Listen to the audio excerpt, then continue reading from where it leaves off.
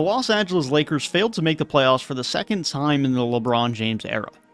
But not even making the play-in tournament with a team including LeBron James, Anthony Davis, and Russell Westbrook is one of the biggest disappointments in NBA history.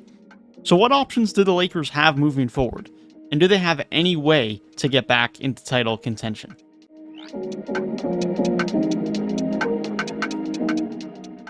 Big changes are incoming for the Lakers this summer. There has to be, for multiple reasons. Partly due to last year's struggles, and partly due to the fact that nearly half of the Lakers roster continues to be on one-year minimum contracts, which means they have to replace players and find new depth every season. There are only 3 players who finished last year with the Lakers whose contracts are currently guaranteed heading into next season. That being LeBron, AD, and Talen Horton-Tucker. That number will likely jump to 5 when Kendrick Nunn and Russell Westbrook preemptively opt into their player options, and 3 players have team options in Austin Reeves, Stanley Johnson, and Wenyen Gabriel. The option of Austin Reeves I would certainly expect to be picked up for him to continue to be a rotational piece next season, as he was one of the more valuable depth pieces for this Lakers team last year. And the same could be said for Stanley Johnson, as he was a very good midseason pickup, and his energy and defense was very much needed. A very valuable quality in addition on an old Lakers team that lacked that energy and defensive prowess that they had a couple of years ago. Where it gets very interesting for this Lakers team is the fact that they have 7 unrestricted free agents headed into the 2022 offseason. And although several of those players had bad seasons and are likely to not return, such as Kent Bazemore, there are valuable players in this list that the Lakers would struggle to replace at such a good quality if they do end up leaving. Specifically, Malik Monk, who at only 24 after having a great season with the Lakers, is likely to leave. The Lakers will only be able to offer him the taxpayer mid-level exception at roughly $6.2 million, and it's very likely that Malik Monk will command more money than $6.2 million a year as a free agent, and will be able to get more term. So it's likely the Lakers will be losing their 4th highest scorer from last season, and outside of the big 3, their most valuable player last season. Other unrestricted free agents include Dwight Howard, Carmelo Anthony, Wayne Ellington, Avery Bradley, and DJ Augustine. Not all of those guys are overly valuable, but they still, again, have to go hunting to sign players of some level of quality to fill out the rest of their roster on veteran minimums. Something that is always difficult to do, especially when you're not exactly regarded as highly by many of these veteran minimum free agents as the Lakers were last offseason. So at the very least, the Lakers will be filling 7 roster spots either via re-signings or signing new free agents. Some of them may be filled by returning players such as Carmelo Anthony, but it is likely the Lakers will once again have to try and find the best they can of veteran minimums for nearly all of their depth, and that is a problem. You can only get so good of players for a minimum salary.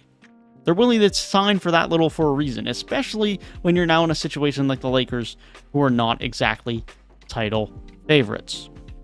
Some available players on veteran minimums this summer are Carmelo Anthony, LaMarcus Aldridge, Rajon Rondo, Goran Dragic, Lou Williams, Wesley Matthews, Robin Lopez, Nemanja Bjelica, DeAndre Jordan, Isaiah Thomas, Blake Griffin, Ed Davis, Hassan Whiteside, Markieff Morris, Dwayne Dedmon, Serge Ibaka, Gorgie Dang, DeMarcus Cousins, Tristan Thompson, Rodney McGruder, Thomas Satoransky, Tony Snell, Austin Rivers, Raul Neto, Rodney Hood, Ben McLemore, Otto Porter Jr., Bryn Forbes, Daniel House, Andre Drummond, Alfred Payton, Jake Layman, Javon Carter, amongst many others.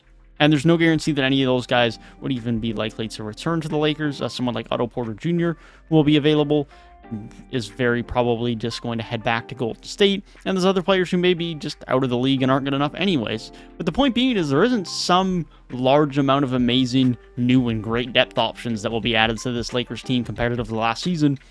And so if LeBron and AD can't stay much healthier than last season, their depth and in turn the presence of the best defense in the league that they had as a key component of winning a title will continue to be lacking, thanks to trading away valuable depth pieces and valuable defensive pieces to get Russell Westbrook, and letting go of some of them in free agency, most notably Alex Caruso.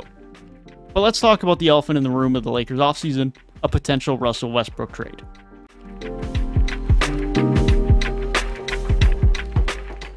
The acquisition of Russell Westbrook did not work well in LA, partly due to the fit alongside LeBron and AD, partly due to Westbrook's poor play, and largely due to the fact that the Lakers traded away their best depth pieces to acquire him, leaving the Lakers with very little quality depth, which was especially detrimental to a team that is old and in turn struggled with a lot of injuries.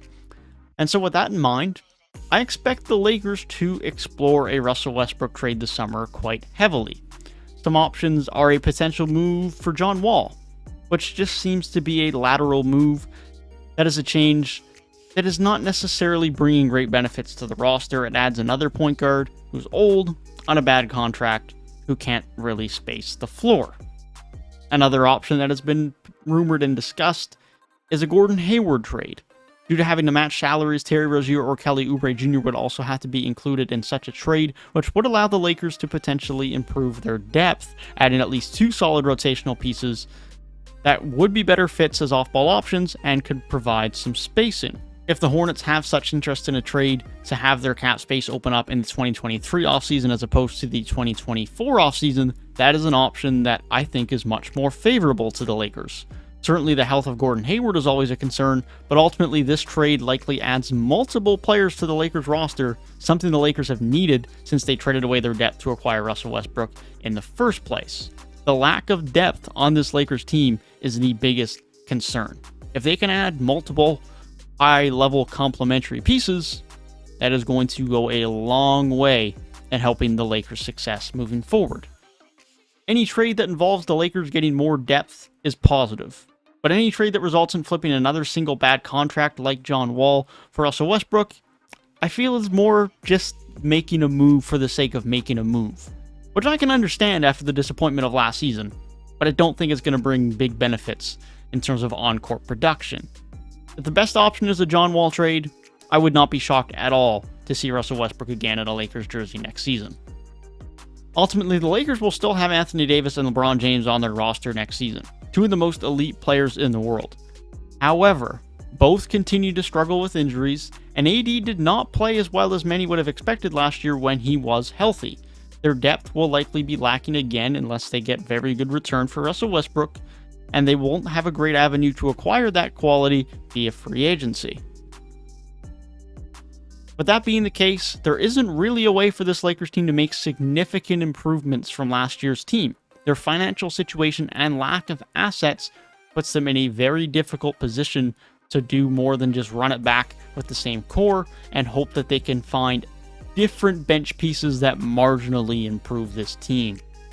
With that in mind, I think the Lakers will again be competing for the play-in tournament, with how comfortable they are in the play-in tournament likely depending on the health of LeBron and AD. But there is no guarantee we will see the Lakers and in turn LeBron in the postseason again next season.